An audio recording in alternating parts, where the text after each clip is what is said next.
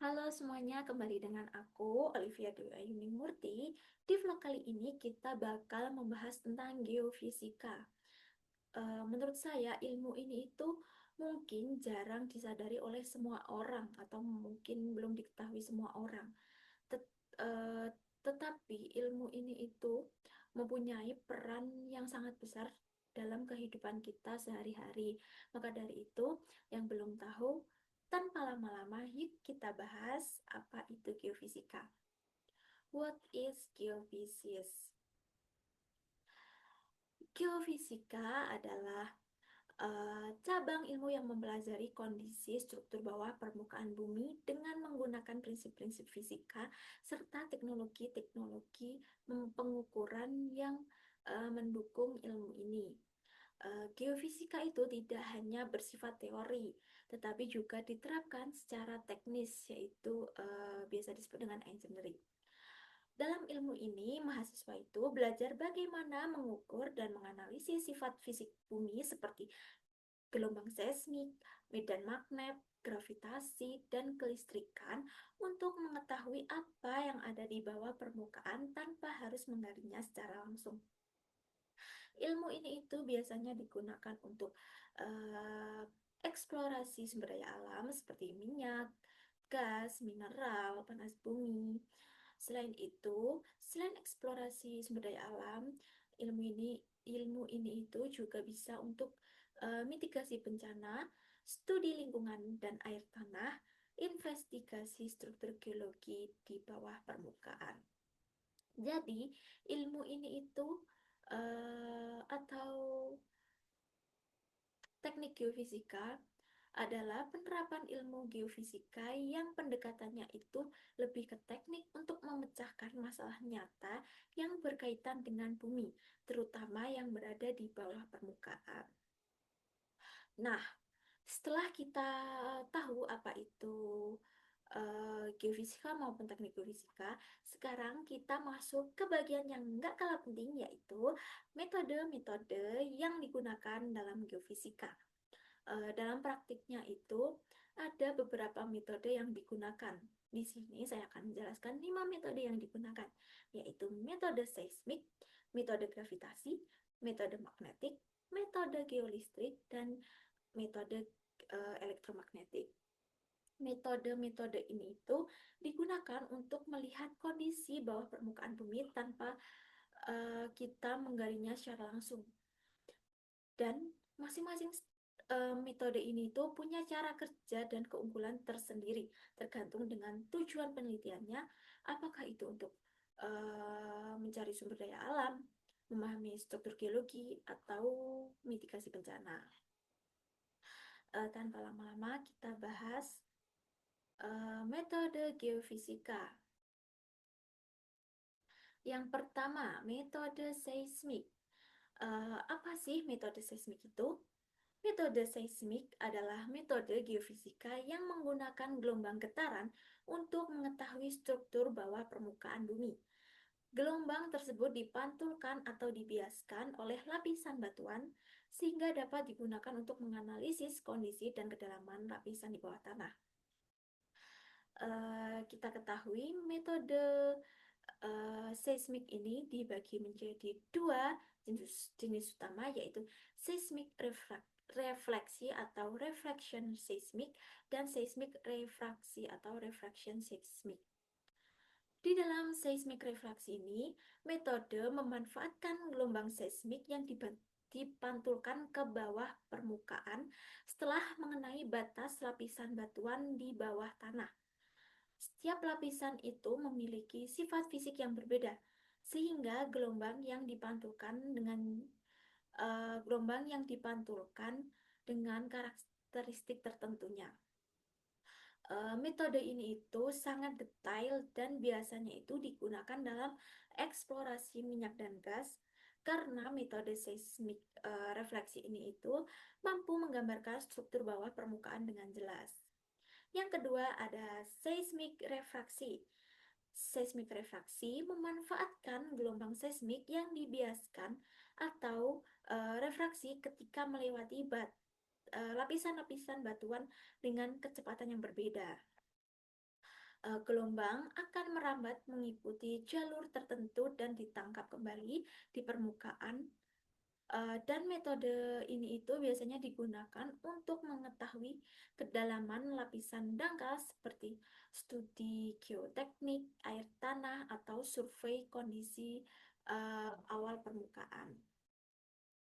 Jadi, perbedaan seismik refleksi dan refraksi itu terletak pada bagaimana gelombang seismik berinteraksi dengan lapisan batuan, apakah dipantulkan atau refleksi atau dibiaskan, yaitu refraksi.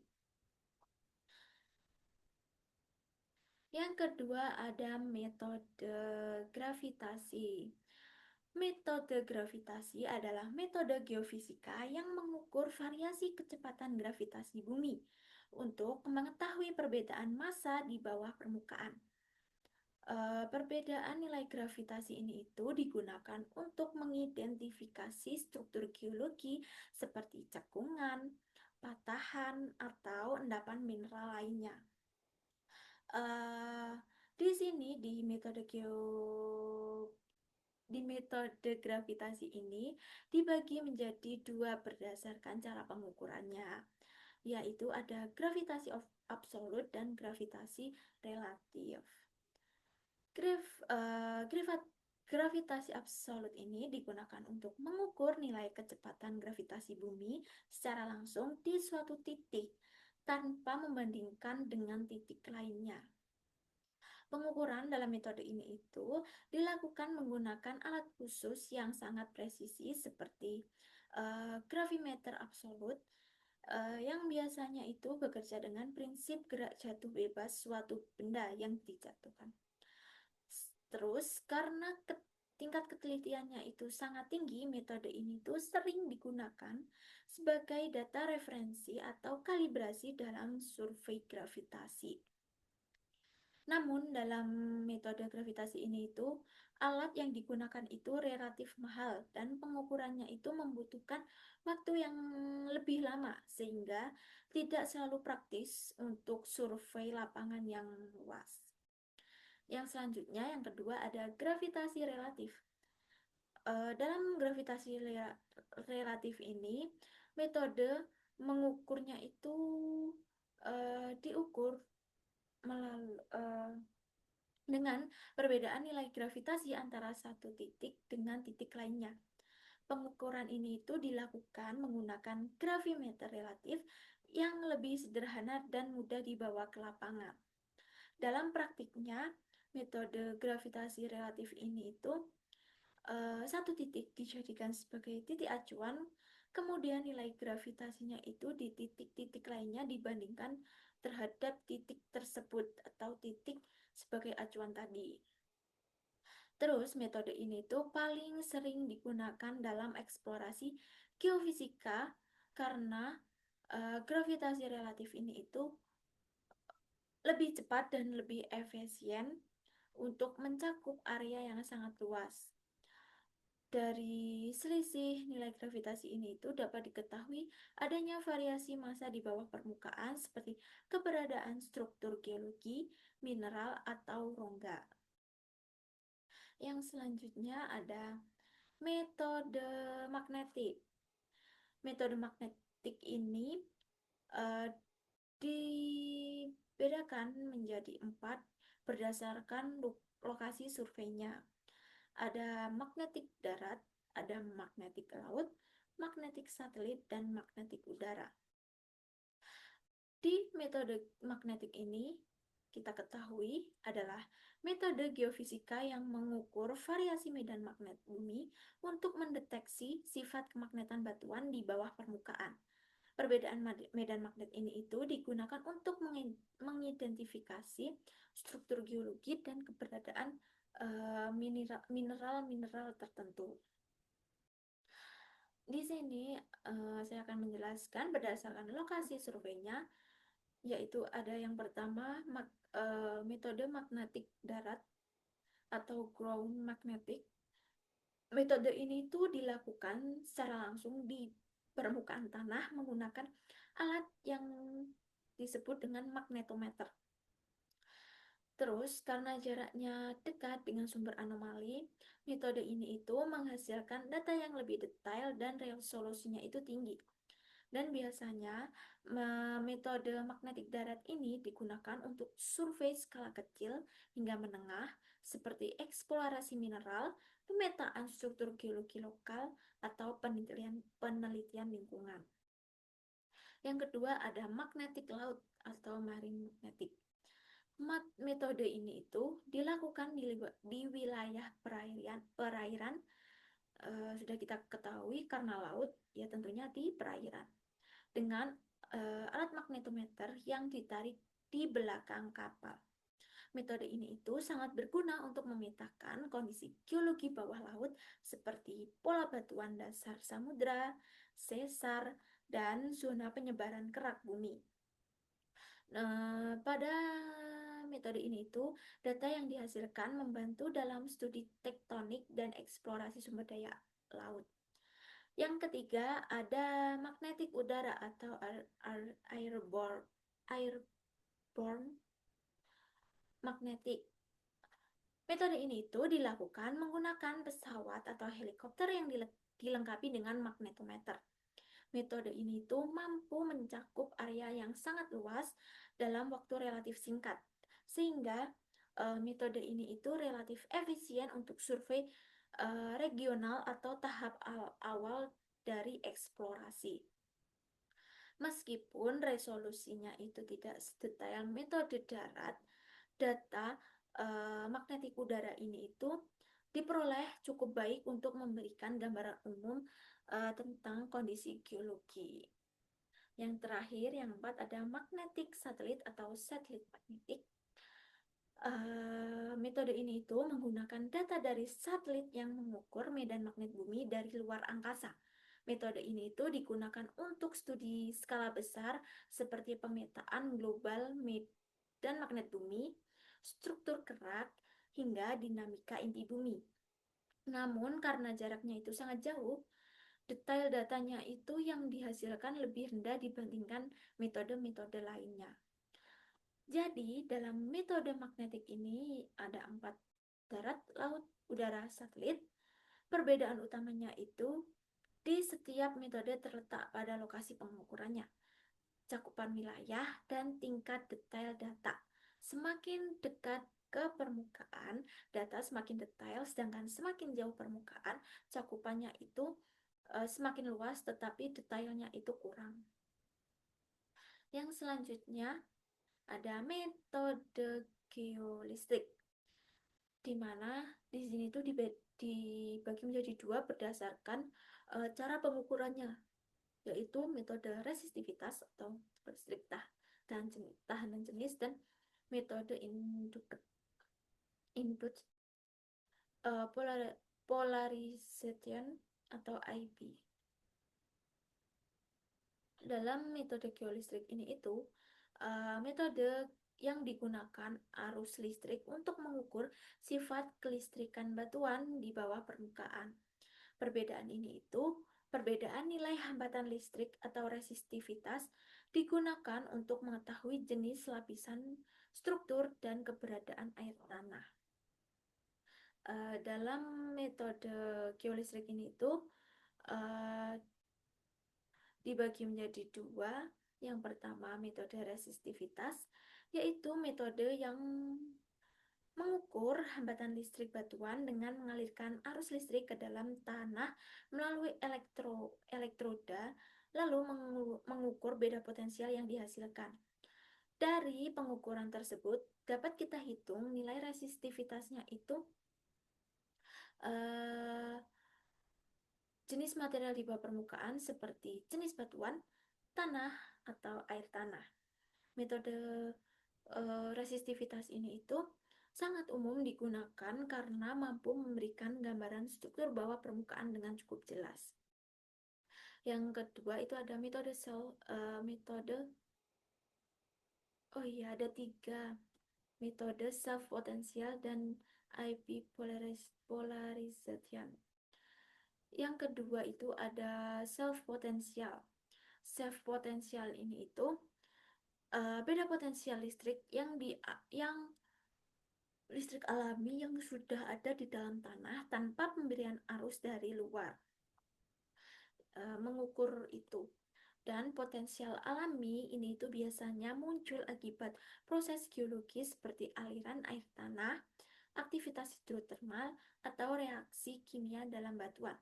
Oleh karena itu, metode SP ini sering digunakan untuk mendeteksi zona mineralisasi maupun pergerakan fluida di bawah permukaan. Yang ketiga ada metode IP, yaitu metode yang mengukur kemampuan batuan dalam menyimpan muatan listrik. Setelah arus listrik itu, setelah dialiri arus, ketika arus itu berhenti, ketika arus itu dihentikan, beberapa jenis batuan itu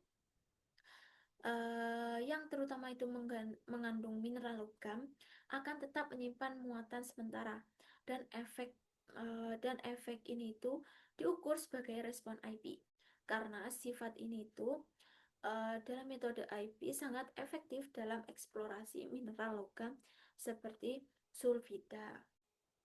Terus dalam ketiga metode ini dibagi menjadi berdasarkan cara pengukurannya. Metode ini tuh dibedakan uh, dari cara penggunaan arus listriknya. Apakah arus itu disuntikan ke dalam tanah atau hanya memanfaat potensial alami, sehingga masing-masing ini itu mempunyai keunggulan sesuai tujuan surveinya. Yang selanjutnya ada metode elektromagnetik, di mana metode elektromagnetik ini metode geofisika yang menggunakan medan elektromagnetik untuk mengetahui sifat kelistrikan bawah permukaan bumi, serta responnya itu yang dihasilkan digunakan untuk mengidentifikasi variasi konduktivitas batuan dan struktur geologi. Di metode elektromagnetik ini dibedakan dari teknik pengukurannya ada 5, yaitu magnetotelurik atau METI, AMT, yaitu yang selanjutnya ada very low frequency atau FLF, F, VLF. Yang ketiga ada controlled source electromagnetic atau CSM. Yang keempat ada time domain electromagnetic magnetic atau TDM, dan frekuensi domain elektromagnetik atau FDM. Yang pertama magnetotelurik, yaitu metode ini itu mengukur medan listrik dan medan alami yang berasal dari aktivitas bumi dan atmosfer. Data yang diperoleh digunakan untuk mengetahui struktur bawah permukaan bumi hingga ke dalam bumi yang sangat dalam. Bahkan bisa sampai kerak dan mantel atas bumi. Karena menggunakan sumber alami, AMT ini itu cocok untuk studi regional dan eksplorasi dalam skala besar. Yang kedua ada very low frequency. Metode ini itu memanfaatkan gelombang radiofrekuensi sangat rendah yang berasal dari pemancar jarak jauh. Gelombang ini itu akan berinteraksi dengan struktur bawah permukaan yang bersifat konduktif serta rekahan atau zona mineral. Dalam metode very low frequency ini tuh relatif cepat dan sederhana sehingga sering digunakan untuk survei dalam permukaan yang dangkal. Yang ketiga itu ada controlled source electromagnetic, di mana metode ini itu menggunakan sumber medan elektromagnetik buatan yang dikontrol sehingga respon yang dihasilkan itu lebih terarah dan spesifik. Dengan kontrol sumber ini itu data yang diperoleh lebih akurat untuk target tertentu seperti eksplorasi minyak, eksplorasi gas, atau studi bawah laut. Yang keempat ada time domain electromagnetic. Metode ini itu mengukur respon medan elektromagnetik terhadap perubahan waktu setelah arus listrik dimatikan secara tiba-tiba. Dalam Metode ini itu respon yang diberikan itu memberikan informasi tentang variasi konduktivitas batuan pada berbagai kedalaman. Metode ini itu efektif untuk eksplorasi air tanah, mineral, dan investigasi bawah permukaan menengah hingga ke dalam. Yang kelima ada frekuensi domain elektromagnetik, di mana metode ini itu mengukur respon medan elektromagnetik berdasarkan variasi frekuensi tertentu yang diberikan secara kontinu. Data yang dihasilkan itu biasanya lebih cepat diperoleh dan cocok untuk survei dangkal. Metode ini itu sering digunakan dalam studi lingkungan, geoteknik, dan pemetaan awal kondisi bawah permukaan. Perbedaan pada kelima metode ini terletak pada sumber medan magnet, yaitu dari alami atau buatan, serta cara pengukurannya itu berdasarkan waktu dan frekuensi sehingga memengaruhi kedalaman dan tujuan penggunaannya. Di samping metode-metode ini, mungkin kalian itu mikir, keren keren banget gak sih? Dan menurut menurut kita itu relevan gak sih sama hidup kita? Jawabannya itu sangat relevan. Kenapa relevan? Geofisika itu masih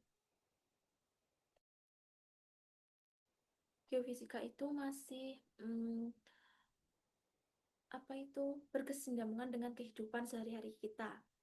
Yang pertama seperti listrik yang kita sekarang pakai, entah itu dari charger HP kalian, AC di kamar, atau lampu yang nyala, semua itu butuh energi. Dan sebagian besar energi listrik di Indonesia itu masih berasal dari batu bara dan gas alam. Dan dua sumber ini itu ditentukan lewat eksplorasi geofisika. Seperti contoh, survei seismik, gravitasi, dan magnetik. Bahkan pembangkit listrik geotermal seperti di Dieng, Kamojang, atau Lahendok di Sulawesi, semuanya itu dimulai dari survei geofisika. Seterusnya, ada bensin kendaraan yang sering kita pakai untuk motor kayak mobil kayak. Di setiap kali kita mengisi bensin, bensin itu berasal dari minyak bumi yang diekstrak dari reservoir jauh di bawah tanah atau dasar laut, dan untuk nemuin reservoir ini itu perusahaan minyak seperti Pertamina juga memakai metode seismik yang biayanya itu bisa miliaran rupiah per surveinya. Tanpa geofisika nggak ada eksplorasi, dan tanpa eksplorasi kalian itu bakal nggak ada minyak, dan tanpa minyak atau tanpa bensin itu kita harus jalan kaki. Makanya itu geofisika sangat penting, guys. Dan yang selanjutnya ada dalam kehidupan kita itu kita butuh air bersih. Di banyak daerah di Indonesia ini, terutama di wilayah timur-timur seperti NTT, NTB, atau bagian timur Indonesia, air bersih itu sangat langka. Dan solusinya itu adalah mencari air dalam menggunakan metode geolistrik, di mana tim geofisika ini itu turun ke lapangan dan memasang elektroda dan mengambil data, lalu hasilnya itu digunakan untuk menentukan titik pengeboran sumur, dan ini itu bisa bikin uh, wilayah tersebut bisa mempunyai akses air bersih dengan menggunakan ilmu ini. Selanjutnya ada keamanan bangunan dari gempa, di mana di Indonesia ini itu kita ketahui salah satu negara yang paling rawan gempa di Indonesia. Untuk itu, untuk bikin bangunan yang aman, kita perlu tahu seberapa kuat getaran gempa yang mungkin terjadi di suatu daerah. Dan data itu berasal dari jaringan sensor seismik yang dipantau oleh BMKG atau Badan Meteorologi, Klimatologi, dan Geofisika, di mana hasil analisisnya itu dipakai untuk membuat peta zonasi gempa yang jadi dasar atau aturan konstruksi bangunan dan gempa di Indonesia. Jadi kalau mau bikin rumah atau sekolah dengan standar tahan gempa, kalian itu butuh ahli geofisika untuk mengetahui wilayah tersebut dengan data geofisika apakah rawan terhadap gempa bumi ataupun tidak. Di samping itu juga terdapat peringatan tsunami. Kalian pasti tahu dan pasti ingat tsunami Aceh 2024 atau Palu 2018. Salah satu pelajaran besar dari bencana itu adalah pentingnya sistem peringatan dini, di mana sistem ini itu bekerja dengan memantau data seismik secara real time. Dengan begitu ada gempa besar di bawah laut, sistem sistem langsung menganalisis apakah potensi itu menimbulkan tsunami atau hmm, atau gempa susulan atau yang lainnya dengan alarm yang dibunyikan dalam hitungan menit, dan semua ini itu berbasis pada ilmu geofisika. Eksplorasi seperti tambang nikel, emas, dan tembaga ini itu kita juga ketahui Indonesia sangat kaya banget sama mineralnya, seperti nikel di Sulawesi dan Maluku, emas di Papua, tembaga di banyak tempat. Dan untuk nemuin deposit ini itu perusahaan tambang memakai metode magnetik dan elektromagnetik. Jadi handphone kamu yang ada baterainya atau kabel-kabel di rumah kamu, semuanya itu ada hubungannya dengan geofisika yang kita satukan dengan listrik yang kita pakai sekarang. Dari penjelasan ini itu, ilmu geofisika itu penting untuk kehidupan kita sehari-hari. Selanjutnya ada prospek kerja geofisika. Di bagian ini tuh paling banyak ditanyain, apa sih geofisika, apa sih prospek kerja dalam geofisika ini itu, gimana sih prospek kerjanya. Nah, setelah kita bahas penerapan geofisika dalam kehidupan sehari-hari, tentu ilmu ini itu mempunyai prospek kerja yang sangat luas dan menjanjikan. Sekarang kita bisa lihat lebih dalam di mana saja lulusan teknik geofisika itu bisa berkarir.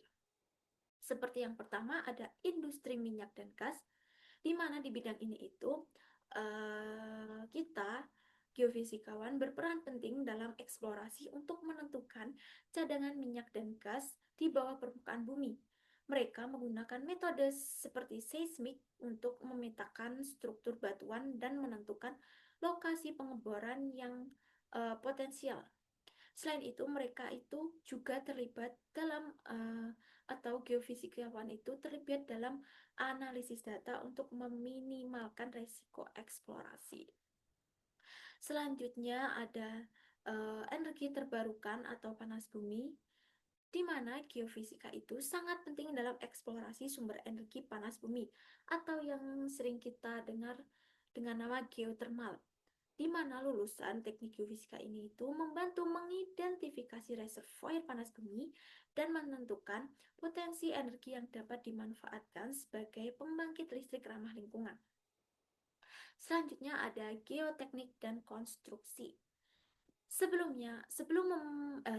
pembangunan infrastruktur seperti rumah, gedung, jalan, bendungan, geofisika itu digunakan untuk menganalisis kondisi tanah dan batuan di bawahnya. Hal ini itu penting untuk memastikan keamanan dan kestabilan konstruksi serta menghindari resiko seperti longsor atau bangunan atau jembatan yang tiba-tiba ambles. Yang selanjutnya ada lingkungan dan air tanah, di mana di mana lingkungan dan air tanah ini itu geofisika digunakan untuk mencari sumber air tanah yang dimanfaatkan masyarakat, terutama di daerah sulit air, untuk menentukan titik di mana sumur yang bisa kita gali untuk mencari air bersih itu.